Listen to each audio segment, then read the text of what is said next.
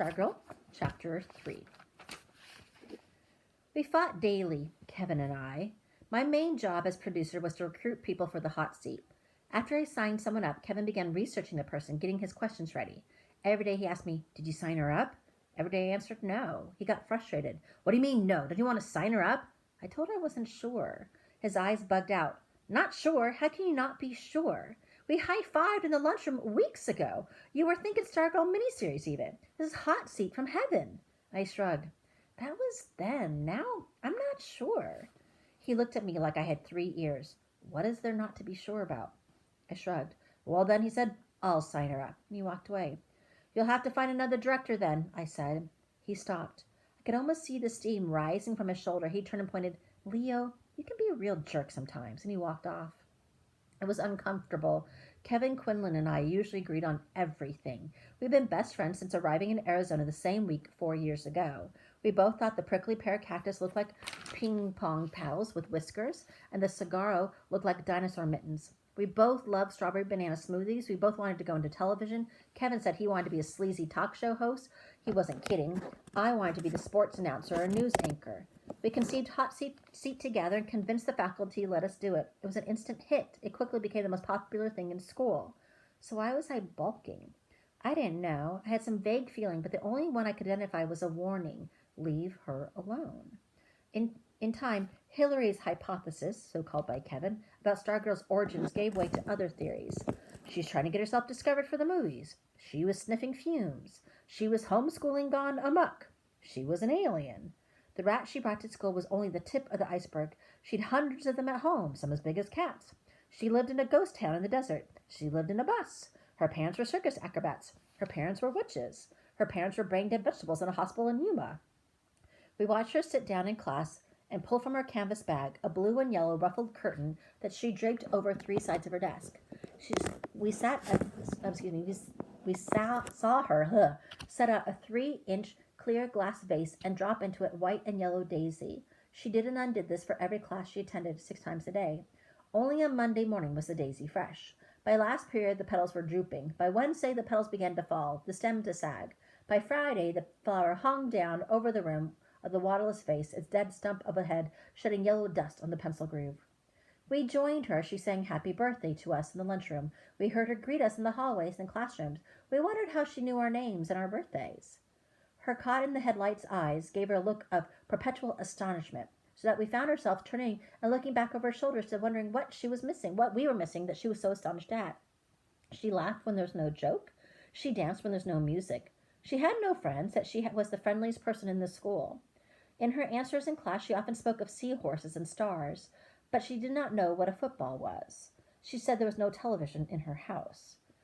She was elusive. She was today. She was tomorrow. She was the faintest scent of cactus flower, the flitting shadow of an elf owl. We did not know what to make of her. In our minds, we tried to pin her to a corkboard like a butterfly, but the pin merely went through, and away she flew. Kevin wasn't the only one. Other kids pestered me. "Put her on the hot seat." I lied. I said she was only a 10th grader and you had to be at least a junior to be on the hot seat. Meanwhile, I kept my distance. I observed her as if she were a bird in an aviary. One day I turned a corner, and there she was, coming right at me. The long skirt softly rustling and looking straight at me, surrounding me with those eyes. I turned and trotted off the other direction. Seating myself in my next class, I felt warm and shaken. I wondered if my foolishness showed. Was I myself becoming goofy? The feeling I had had when I saw her around the corner had been something like panic. Then one day after school, I followed her. I kept a safe distance, since she was known not to take the bus. I expected the walk to be short. It wasn't. We trekked all over Micah, past hundreds of grassless stone and cactus front yards, through the Tudor shopping center, skirting the electronics business park, around which the city had been invented a mere 15 years ago. At one point, she pulled a piece of paper from her bag. She consulted it. She seemed to be reading house numbers as she walked along. Abruptly, she turned up a driveway, went to the front door, and left something in the mailbox. I waited for her to move off. I looked around. No one in the street. I went to the mailbox, pulled out a homemade card, opened it. Each tall letter was a different painted color. The card said, "Congratulations." It was unsigned. I resumed following her. Cars pulled into the driveway. It was dinner time. My parents would be wondering where I was. She took the rat from her bag and put it on her shoulder, Riding there, the rat faced backwards, his tiny triangular face peeping out over her sand-colored hair. I could not see its beady black eyes, but I guessed it was looking at me. I fancied it was telling her what it saw. I fell farther back. Shadows crossed the street.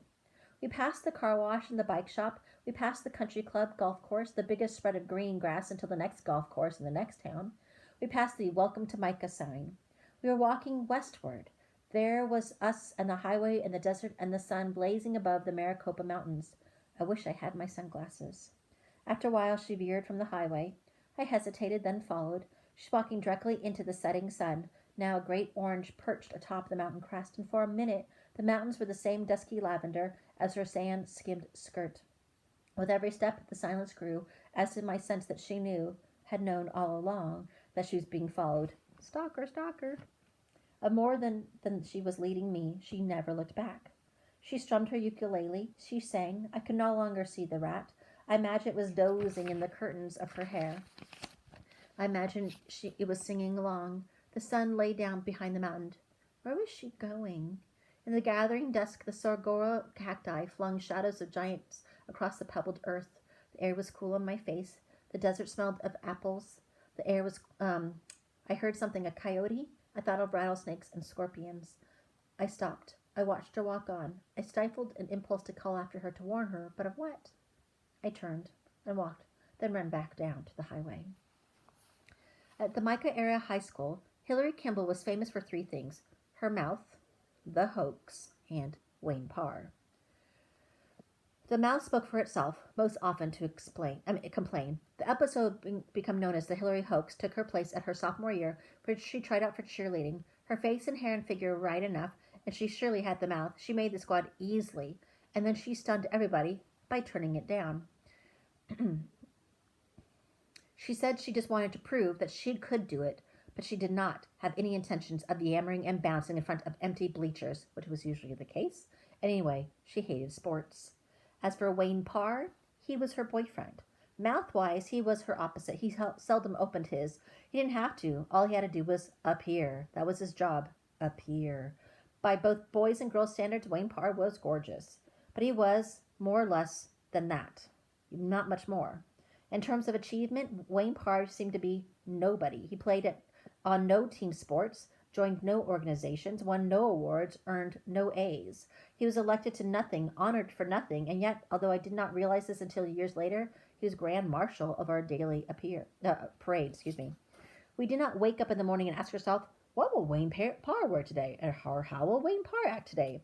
At least not consciously, but on some level, below awareness, that's exactly what we did. Wayne Parr did not go to football games and basketball games, and by and large, neither did we. Wayne Parr did not ask questions in class or get worked up over teachers or pep rallies, and neither did we. Wayne Parr did not care about much. Neither did we. Did Parr create us, or was he simply a reflection of us? I didn't know.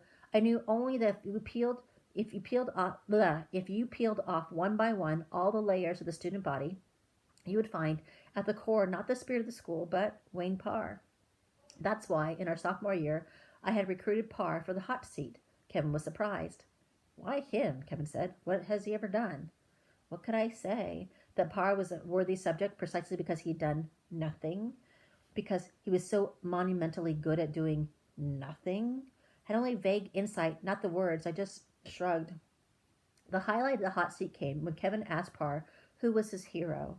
His role model is one of Kevin's standard questions, and Parr answered, GQ magazine. In the control room, I did a double take. Was the sound working right? GQ? Kevin repeated dumbly. Gentleman's Quarterly, the magazine?